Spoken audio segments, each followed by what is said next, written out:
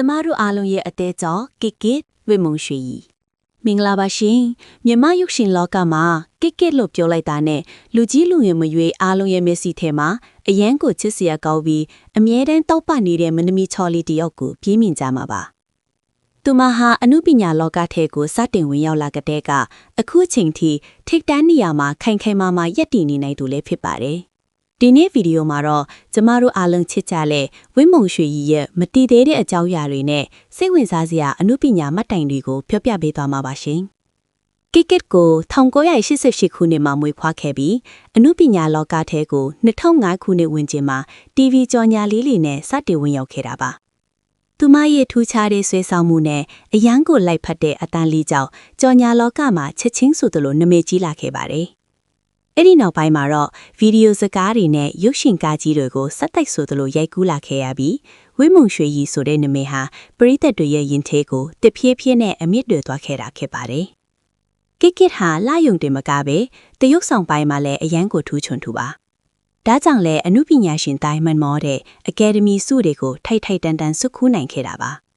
2013ခုနှစ်မှာနင်းစေရင်စကားနဲ့ပထမဆုံးအမျိုးသမီးဇက်ဆောင်စုကိုရရှိခဲ့တယ်လို့နောက်တစ်နှစ်မှာတင်နှလုံးသားဖြန့်ဖြူးလုပ်သည့်စကားနဲ့အမျိုးသမီးဇက်ပို့စုကိုပါထပ်မံရရှိခဲ့ပါတယ်။စက်တိုက်ဆိုသလိုအကယ်ဒမီနှစ်စုပိုင်ဆိုင်ခဲ့လာဟာသူမရဲ့တရုတ်ဆောင်ပါရမီကိုဘယ်သူမှညှင်းလို့မရအောင်တက်တည်ပြလိုက်တာပဲဖြစ်ပါတယ်။မင်းသမီးတယောက်ဆိုလာထက်ပိုပြီးတော့ကျမတို့မင်းကလေးတွေအားလုံးအားကြရတာကတော့သူမရဲ့ fashion ပါပဲ။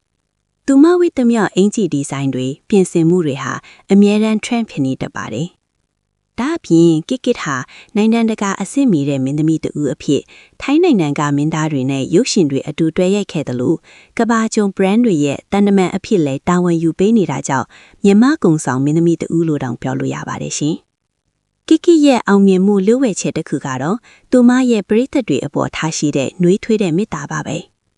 သူမကိုချစ်တဲ့ပရိသတ်တွေကိုဝင်းမုံရွှေကြီး fans လို့ချစ်စနိုးခေါ်ပေါ်ပြီးအမြဲတမ်းအမတ်တာလက်ဆောင်တွေပေးတာရင်းရင်းနှီးနှီးသွေးဆုံတာတွေဟာသူမကိုအချိန်အကြာကြီးအားပေးစေတဲ့အကြောင်းရင်းတစ်ခုပါပဲ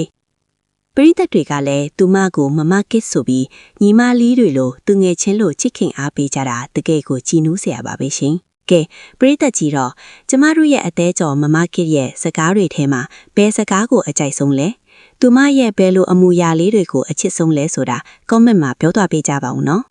အခုလိုအမှုပညာရှင်တွေရဲ့စိတ်ဝင်စားစရာအကြောင်းတွေကိုသိချင်ရတော့ကျမတို့ channel ကို subscribe လုပ်ထားဖို့မမေ့နဲ့ဦးနော်အားလုံးပဲတာယာတဲ့နယ်လေးဖြစ်ပါစေရှင်